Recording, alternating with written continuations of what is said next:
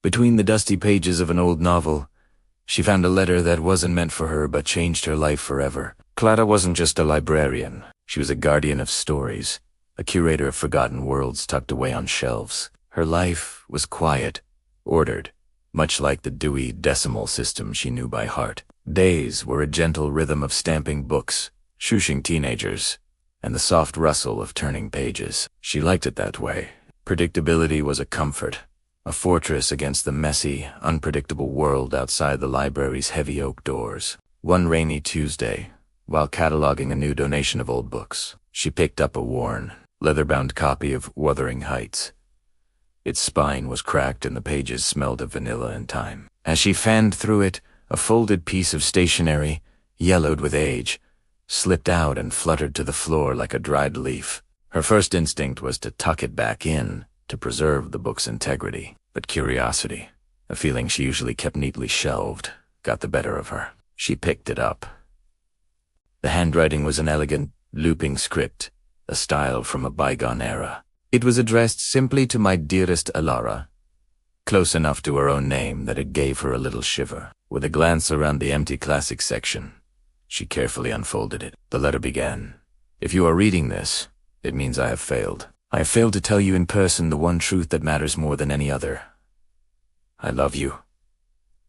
Clara's breath caught in her throat. The words on the page felt charged, alive with a passion that seemed to vibrate in the quiet air. The author, who signed off only as L, wrote not of grand gestures, but of small, cherished moments. He wrote about the way Alara's eyes crinkled when she laughed, the way she would bite her lip when lost in thought over a chess game, the scent of lavender that always lingered in her hair. He described a love that was patient, observant, and profound, but there was a deep sadness woven through the beautiful prose. L wrote of his own fears, his crippling shyness that kept his feelings locked away. He confessed to watching her from afar, contenting himself with these small, stolen observations because the thought of rejection was too much to bear. "I have written this letter 100 times in my mind," he wrote, "and a dozen times on paper. This is the one I have vowed to give you.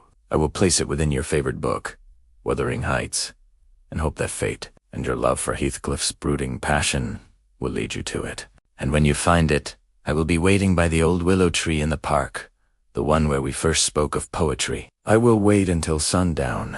If you do not come, I will understand." The letter was dated June 4th, 1968. Over 50 years ago. A wave of melancholy washed over Clara. Did Alara ever find the letter? Did El wait by that willow tree, his heart filled with hope, only to watch the sun go down on his courage? The story felt achingly incomplete, a mystery tucked within a classic. 4 days. The letter haunted her. The quiet of the library no longer felt comforting. It felt empty. Elle's words had stirred something within her, a longing for a connection that went beyond the characters in her books. She realized her own life mirrored his. She, too, was an observer, watching life from the sidelines, too timid to step into the main plot. Driven by a need she didn't fully understand, Clara decided to find out what happened. It was a foolish quest. She knew, with nothing more to go on than a first name, a date, and a book. Her research skills, usually reserved for tracking down obscure academic texts, were now focused on a half-century-old love story. She started with the library's own records. She scoured the old card catalogs and checkout slips from the late 60s, her fingers coated in a fine layer of dust. After hours of searching, she found it, a checkout card for Wuthering Heights, dated May 1968, signed out to a Miss Alara Vance, and right below it, a checkout for a book of poetry by a Mr. Leo Albright. L. and Alara. The names clicked into place. Her heart pounded. De were real. This wasn't just a story. It was someone's life. The next step was harder. She searched public records, old phone books, and census data. She found an address for Alara Vance, an apartment not too far from the library. But the trail went cold after 1969. For Leo Albright, it was the same. It was as if they had both vanished. Clara felt a pang of disappointment. Maybe that was the end of the story. A silent no. A sunset on an unanswered question. Just as she was about to give up, She tried one last search, this time in the digital newspaper archives. She typed in both their names. And there it was, a wedding announcement from August 1968, Alara Vance and Leo Albright. Clara gasped, her hand flying to her mouth. Tears welled in her eyes. She came. Alara went to the willow tree. She found the letter. The thought was so joyous, so overwhelmingly beautiful, that Clara had to sit down. The quiet order of her life had been completely and wonderfully disrupted. Love hadn't been lost to fear. It had won. But the story wasn't over. The wedding announcement listed a new address for the couple, in a town a few hours away. On a whim, on a surge of the same courage she'd read about in the letter, Clara got in her car the following Saturday and drove. She found the house, a charming little cottage with a garden full of lavender. An elderly man was in the front yard, carefully tending to his rose bushes. He had kind eyes and a gentle smile. Clara's heart was beating out of her chest. She took a deep breath, the scent of lavender filling the air, and got out of the car. "Excuse me," she said, her voice trembling slightly. "Are you Mr. Albright?" The man looked up, his eyes crinkling at the corners as he smiled. "I am. And you are?"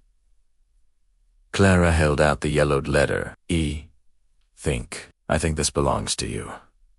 Leo's eyes widened as he took the letter, his hands shaking as he recognized his own youthful script. He looked from the letter to Clara, a look of pure astonishment on his face.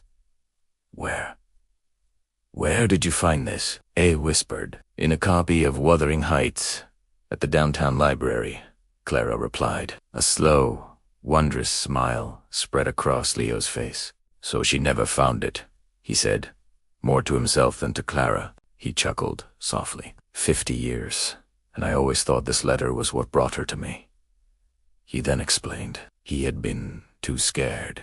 He wrote the letter, placed it in the book, but at the last minute, his courage failed him. He couldn't bear the thought of waiting, of potentially being rejected. So, he went to the park that day, not to wait, but to confess in person. He found Alara sitting under the willow tree, reading. He simply walked up to her and told her everything.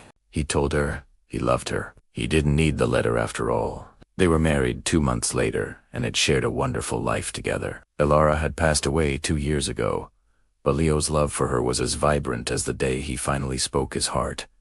Clara stood there, listening, completely captivated. The story was even better than she could have imagined. It wasn't about a letter found, but about courage found. It was about choosing to act, despite the fear. Leo invited her in for tea, and for the next hour, he shared stories of his life with He showed Clara pictures of their travels, their children, their grandchildren. He spoke of a life filled with laughter, chess games, and the constant scent of lavender. As Clara prepared to leave, Leo walked her to the door. "You know," he said, handing the letter back to her, "I think you should keep this. It seems it found its way to the person who needed to read it most." Driving home, with the setting sun painting the sky in shades of orange and pink, Clara clutched the letter. Her world felt bigger, brighter, full of possibilities she'd never dared to consider. The quiet library she was returning to no longer seemed like a fortress, but a starting point. It was a place full of stories, and she realized she was finally ready to start writing her own. The next Monday, when a man with kind eyes asked for a recommendation on poetry, she didn't just point to the correct aisle. She smiled, walked with him, and started a conversation. Her heart opened to the beautiful, messy, unpredictable story of what might happen next. Sometimes the greatest love stories aren't the ones we read, but the ones that inspire us to live. Thanks for watching. If this story touched your heart, don't forget to like, subscribe, and share it with someone who might need a little inspiration. See you next time.